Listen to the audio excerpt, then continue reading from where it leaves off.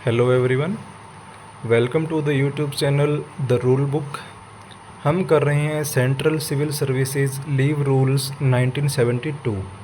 आज दो और इम्पोर्टेंट पॉइंट्स को कवर किया जाएगा, जिनमें एक है लीव टू प्रोबेशनर, यानी कि जो भी कोई गवर्नमेंट सर्वेंट जब वो सर्विस में नया नया आता है तो कुछ पद पे 1 साल का प्रोबेशन पीरियड होता है और कुछ पोस्ट पे 2 साल का प्रोबेशन पीरियड होता है। तो प्रोबेशन के दौरान उनकी छुट्टियों को किस प्रकार रेगुलराइज किया जाता है, इसके बारे में जानेंगे। और दूसरा पॉइंट होगा कि अप्रेंटिस को कुछ कंपनीज़ में, कुछ डिपार्टमेंट्स में एक्सपीरियंस के लिए अप्रेंटिसशिप लगाई जाती है, तो उनको किस प्रकार छुट्टियां मिलती हैं, इसके बारे में जानेंगे। तो चलिए शुरू करते हैं। A probationer shall be entitled to leave under these rules if he had held his post substantively otherwise than on probation।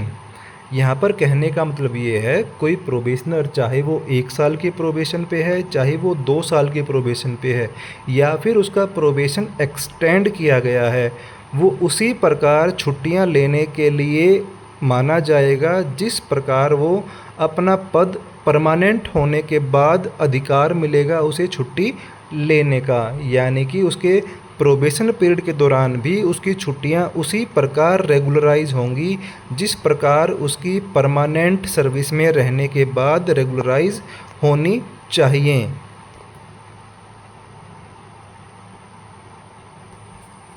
Next point कहता है, if for any reason it is proposed to terminate the services of a probationer। अगर किसी भी कारण से किसी सरकारी कर्मचारी की जो प्रोबेशन पीरियड के दौरान है, अगर उसकी जॉब को, उसकी सर्विसेज को टर्मिनेट किया जाना पड़ता है, any leave which may be granted to him shall not extend. और जब उसको टर्मिनेट किया जा रहा है उस टाइम पर वो छुट्टी पर है, तो उसकी छुट्टी को एक्सटेंड नहीं किया जाएगा। कब तक नहीं किया जाएगा? Beyond the date on which the probationary period as already sanctioned और एक्सटेंडेड एक्सपायर्स। यानी कि जब तक उसका प्रोबेशन पीरियड चल रहा था या उस प्रोबेशन पीरियड को एक्सटेंड किया गया था और अब उसको टर्मिनेट करने का ऑर्डर जारी कर दिया गया है, तो जो उसकी टर्मिनेट करने की लास्ट डेट होगी, भले ही वो छुट्टी पर हो, लेकिन उस डेट से आगे जो उसकी टर्मिनेशन डेट है, उस डेट से आगे उसको कोई छुट्टी नहीं दी जाएगी, ना ही एक्सटेंड की जाएगी।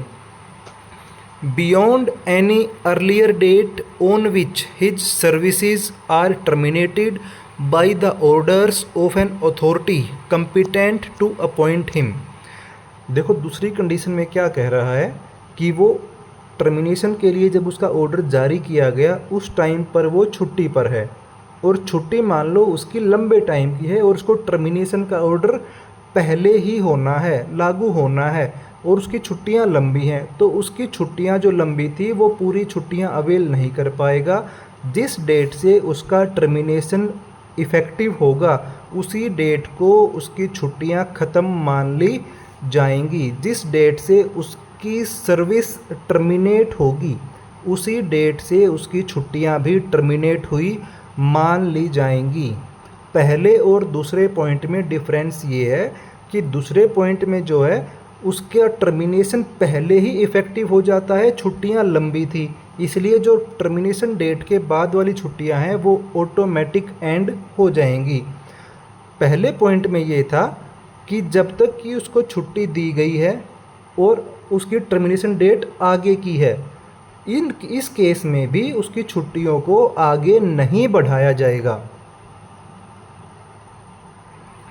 ए person appointed to a post on probation shall be entitled to leave under these rules as a temporary or a permanent government servant according as his appointment is against a temporary or a permanent post।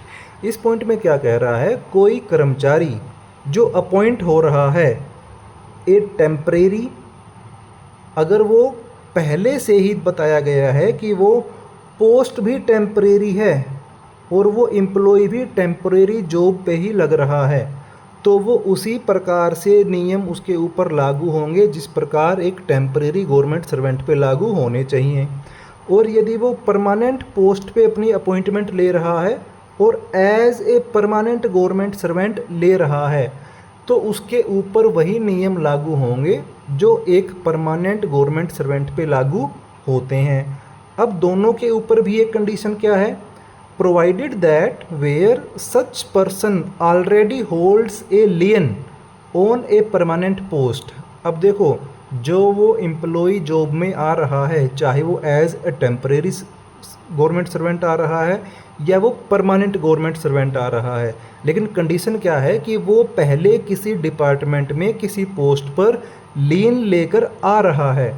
Before such appointment, ये appointment लेने से पहले ही उसने क्या किया है, किसी दूसरी पोस्ट पर उसने लीन ले लिया है, वो भी परमानेंट पोस्ट के ऊपर।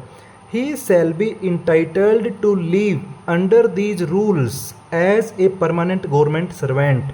अगर वो लीन लेकर आया है तो भले ही वो टेम्परेरी पोस्ट पे है, भले ही वो परमानेंट पोस्ट पे है, उसको जो छुट्टियां मिलेंगी उनको नियमित किया जाएगा इस प्रकार से जैसे कि किसी परमानेंट गवर्नमेंट सर्वेंट को मिलती हैं।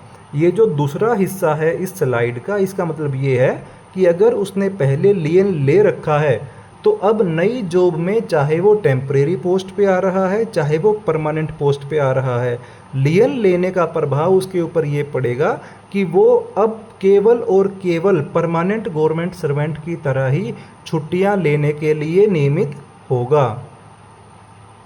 लीव टू एन अप्रेंटिस, एक अप्रेंटिस को छुट्टियां किस प्रकार मिलेंगी। देखो, अप्रेंटिस का मीनिंग ये होता है कि कुछ डिपार्टमेंट्स में जो मोस्टली स्किल बेस्ड होते हैं, तो वहाँ पर एम्प्लॉयज़ को यानी कि अप्रेंटिस कर्मचारियों को उनका स्किल ज्ञान वर्धन करने के लिए, उनको एक्सपीरियंस देने के लिए जॉब दी जाती है। ये एक टेम्परेरी पीरियड के लिए दी जाती है। इसमें उनको एक्सपीरियंस के साथ साथ कुछ स्टाइफंड टाइप अमाउंट या पेमेंट भी मिलती है। तो उनको छुट्टियां किस प्रकार मिलेंगी। An apprentice shall be entitled to leave on medical certificate on leave salary equivalent to half pay for a period not exceeding 1 month in any year of apprenticeship. यानी कि किसी भी अप्रेंटिस को पूरे 1 साल के दौरान, इन एनी ईयर ऑफ अप्रेंटिसशिप यानी पूरे 1 साल के दौरान, उन्हें नॉट एक्सीडिंग 1 मंथ, 1 महीने से ज़्यादा तक की नहीं मिल सकती। यानी कि मैक्सिमम लिमिट है कि उन्हें जो छुट्टियां मिलेंगी वो मैक्सिमम 1 महीने तक की ही मिल सकती हैं।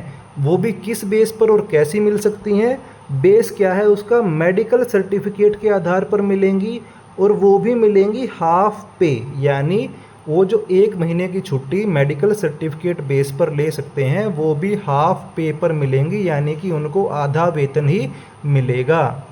Extra ordinary leave under rule 32, वो रूल 32 के तहत जैसे कि परमानेंट गवर्नमेंट एम्प्लॉयज़ के लिए कुछ नियम बनाए गए थे कि किन एम्प्लॉयज़ को 3 महीने की मिल सकती हैं, किन एम्प्लॉयज़ को 6 महीने की, किन को 18 महीने की और किन को 24 महीने की EOL मिल सकती हैं। इसी प्रकार अप्रेंटिस को भी इतने दिनों की EOL मिल सकती हैं, वो नियमित होंगी रूल 32 के द्वारा। तो ये थी आज की वीडियो, छोटी सी वीडियो थी लेकिन उसमें जो जानकारी है वो बड़ी ही महत्वपूर्ण थी। अगर आपने अभी तक चैनल को सब्सक्राइब नहीं किया है तो चैनल को सब्सक्राइब ज़रूर कर लें।